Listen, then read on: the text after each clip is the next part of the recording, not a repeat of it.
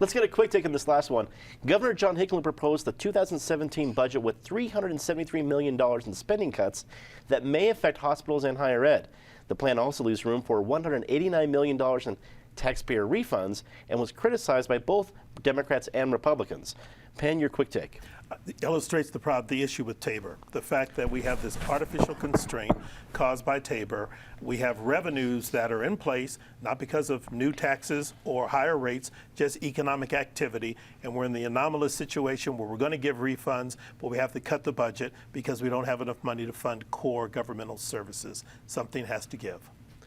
Kira, this kicks off a 6-month campaign. It's going to be ugly, right? That's right. It's going to be 6 months worth of fireworks, and what Representative Millie Hamner, described as, death by 1,000 cuts is kicking into what is going to be a high-stakes year for higher education, $20 million in proposed cuts, and of course, rural health. I mean, it's going to be an interesting 6 months. Patty, at least the governor was able to unify both Democrats and Republicans on this one. Right.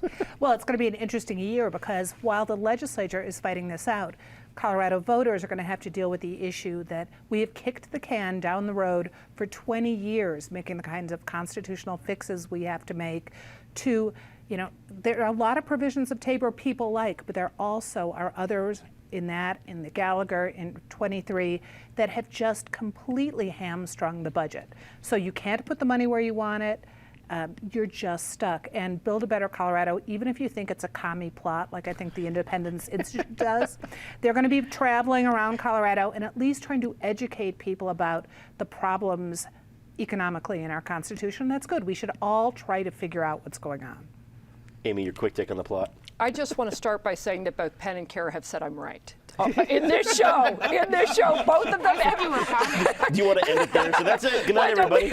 I just want, that should be the headline. And as far as coming, no, it's politicians who continually want to spend more of taxpayer money. I mean, the refund, $189 million out of if I read this, was it a $27 billion budget? I mean, give me a break. You mean taxpayers can't have a minuscule amount of their money back? What lawmakers and the Takings Coalition don't like is that politicians will have to prioritize a budget. And dare I say, we warned a long time ago that with this dramatic Medicaid expansion, other pet projects were not going to be able to be funded. And real quickly, Linda Gorman's thumbnail guide to Colorado spending problem, higher education in 1999-2000 to today is up 614.8%. Meanwhile, transportation funding is down 9%.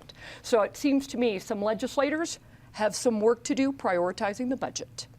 If only we knew a few that would have to do some of those priorities. It should be fun.